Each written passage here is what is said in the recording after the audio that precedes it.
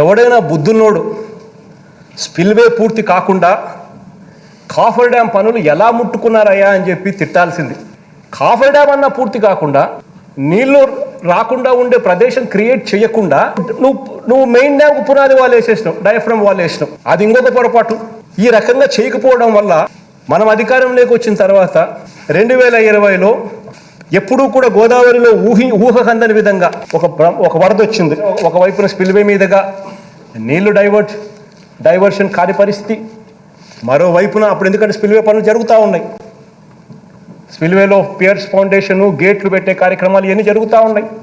నీళ్ళు అటువైపున డైవర్ట్ కావడం లేదు. రెండో వైపున ఇటువైపున ఈ చిన్న చిన్న గ్యాపుల్లో నుంచి నీళ్లు రావాలి కాబట్టి స్కౌరింగ్ జరిగింది.